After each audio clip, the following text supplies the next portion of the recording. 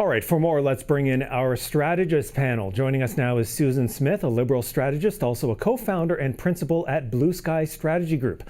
Also here you see Cole Hogan, a Conservative strategist. Welcome once again to you both. Thanks for having us. So I want to start with this pipeline story on Parliament Hill, the idea that an agreement between Alberta and the federal government could include this potential carve-out of the BC tanker ban. We've heard from BC Liberals talking about this. They're really focusing on the fact that the BC government and First Nations need to have their say on this, that there needs to be consent. We've heard a former cabinet minister, Karina Gold, saying, look, there was big public demand for this tanker ban when it came in. So, Susan, as this story moves forward, is there a risk for the Prime Minister within his own caucus if this does indeed come to pass when it comes to that ban? It's not an uncomplicated question.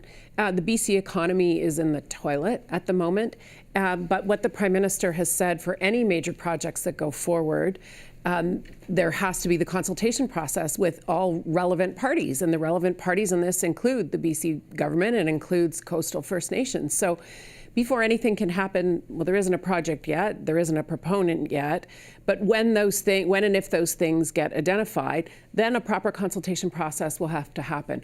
I don't think anybody can reasonably expect unanimity on anything. We're not unanimous around our kitchen tables typically when we have a conversation about things.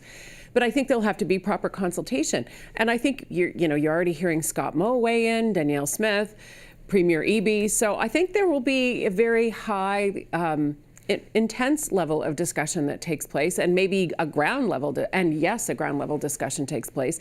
So I think it'll be a while before you see resolution and a path.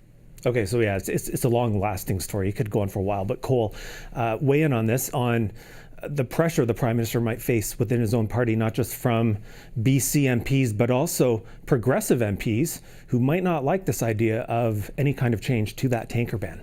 Sure. I think there's a few things at play here that are very interesting to watch. One, I think it's a good thing that the Premier of Alberta, Danielle Smith, and the Prime Minister Mark Carney have a solid, productive working relationship right now. We've seen Danielle Smith say that, in her opinion, Justin Trudeau really accelerated the feelings of Western alienation and Western independence in Alberta, but that Mark Carney could address this by bringing in some new national energy projects from Alberta to the coast, to bring in some new pipeline projects. But as we've mentioned, what will be the opposition in Mark Carney's Liberal caucus? The prime suspect for such a thing would be someone like Stephen Guilbeault, who has said we have enough pipeline infrastructure, we don't need any more. But the fact of the matter is, oil and gas does pay the bills in this country. It pays for healthcare, it pays for social programs, and when we're in this substantial of financial dire straits, I think that's the kind of project we need to get going, and we'll see if the Liberals oppose that. Okay, Susan, you talked about the various parties at play here, the BC government, First Nations, other premiers. Certainly, look, Alberta is not necessarily a key to Liberal fortunes electorally, but Danielle Smith has said, look, this is a matter of national unity when it comes to pipelines. So do you see a scenario where the Prime Minister might eventually have to pick a side if BC and Alberta stay at loggerheads on this? I think the Prime Minister is wise enough to let the process take its course, and I think Canadians don't want to be held hostage by any one premier, and the unity of the country should never be held hostage by one premier. We've fought back as a country against that when there were premiers in Quebec. At that point in time, Canadians and Albertans, quite frankly, will fight back against that if Premier Smith tries to paint this in this light, and I think she probably will. But Canadians are reasonable people. They expect reasonable discussion to take place. They're not big on hammers being dropped, whether it's from a premier or a prime minister. And so I think the process will have to play out. What the Prime Minister set up with Bill C-5 and the major projects exercise is to be able to get to a yes or a no a lot more quickly. Just because you make the list doesn't mean you get passed, because the consultations and the discussions and the environmental processes have to take place. So that's what I look forward to seeing. If we can get it done, let's get it done. But if it doesn't work through the process that's been put out, then they have to find something else to do. And Cole, if it can get done, what would it mean for resetting the relationship between Alberta and the federal government, between a Conservative Premier and a Liberal Prime Minister, especially with all the talk that we've been hearing over the past several months about Alberta sovereignty? Well, yeah, I think I agree with Danielle Smith that I think it would address some concerns and some Alberta independence sentiment in the West, but we're seeing some shifting political terrain just generally where the Premier of Alberta has a better relationship with the Liberal Prime Minister than the NDP Premier of British Columbia. And what's interesting here is, I have to reference, I did have the privilege of going to school at the University of Saskatchewan in Saskatoon, where I took multiple constitutional law classes.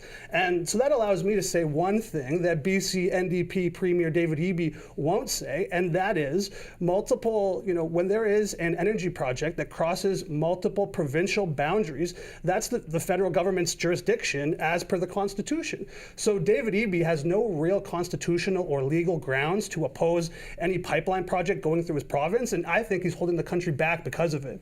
I think it's a false premise, though, to put the entire relationship of Canada and Alberta on a project that involves the provinces, the First Nations, environmental assessments. I don't actually think that's fair or reasonable. Canadians don't see the world in black and white. They want due process. They want transparency on process. And to hinge the country and the future of the country on whether Danielle Smith's going to get her way or not, and whether she's going to stomp her feet and tip the monopoly game over. I think that's not a responsible way to view the country. And I think we have to be careful when we're talking about this project to say that there are multiple players in this for good reason. Yeah, if I could just jump on Susan's point for a second, I think for Alberta in particular, they saw the last 10 years of the Justin Trudeau government as pretty antagonistic towards Alberta and not friendly towards the natural resource and energy sector. So seeing Mark Carney's government, and they've been trying to differentiate themselves from the Trudeau record with a lot of their announcements and in style and tone. So moving forward on an energy project, particularly an oil and gas pipeline, would send a message to any aggrieved Albertan that, look, this isn't the Justin Trudeau Liberals, and I'd commend them for doing so. Okay, I want to turn to the situation in the House of Commons. We, of course, had that confidence vote earlier this week, a very close vote. It took opposition MPs abstaining to keep the government from being defeated on the budget. We did hear the government House Leader, Stephen McKinnon, this week say that, yes, this Parliament is still sustainable in its current form. We're going to keep working away. Susan, do you think the government is in a sustainable situation right now? I don't think anybody wants the election, and proof was in the pudding this week. Pierre Poilievre doesn't want an election. He just won a seat because he lost the whole election and he lost his whole seat. He doesn't want to go back to the polls. He's got a leadership right now. And if he went to the polls, I think his math is that the Conservatives would not fare better in this snapshot and moment in time. The same applies to the NDP. They're leaderless, bank accountless, and a leadership isn't coming forward till March. And they don't likely look like they could end up in a better place. The Bloc Québécois may be a different story. So no opposition, none of those opposition parties want to trigger an election. Nobody wants one, which leads me to conclude that Parliament will continue. And opposition parliaments actually do get things done because there's horse trading. If the Conservatives want a pipeline, don't defeat the government. If or if there's other things that want to move ahead, and I think they're going to have to look on a case-by-case basis, which is typically how minority governments work anyway. So I think it is sustainable for a time because it was clear that no opposition party, certainly no party, I would argue the Liberals don't want to trigger an election either. Canadians will punish whoever pulls that trigger at this point in the game. Cole, how do you see this? Because as Susan mentions, you've got a Conservative leader facing a leadership review. Mm-hmm. You've got an NDP that's not picking its leader until late March. So are we in a bit of a holding pattern, a fairly sustainable, regular situation on Parliament Hill for the next several months? Yeah, I would say so. And I agree with Susan in parts here too. Like the polling right now is as close as it was towards the end of the election we just had in April. So not dissimilar from the difference between 2019 and 2021. If we had an election today, it would be pretty similar to the result we have right now. So I think that the Liberals generally, they want to get some more wins in the window before they go back to the electorate in the next election. But I think one thing that they also have in mind is that, Donald Trump will be president until January 2029. I think the Liberals would very much like to have an election before Donald Trump is gone. The current base of the Liberal Party, their current voters, that's their number one concern. So if they still have Trump there, even if they completely mismanage the Canada-U.S. relationship, the Trump issue still animates enough of their base that they would want to go to an election on this issue again. But I think in the meantime, in terms of the composition of the House of Commons, I think that we're going to see every party tiptoe around all the confidence votes. Last word to you, Susan. This is the conservative take on how Pierre Poilievre's unfavorables are at 60% right now. And if you went to the polls, he hasn't made anybody like him anymore. He's lost an MP to a floor crossing. Another longtime member of his caucus is leaving. So the Conservatives will say, look over here. But Mr. Poilievre has his own problems at the moment, and that's one of the key reasons why he doesn't want to go to the polls. Okay, we'll leave it there for now. Susan Smith, Cole Hogan, thank you so much. Thanks. Thanks.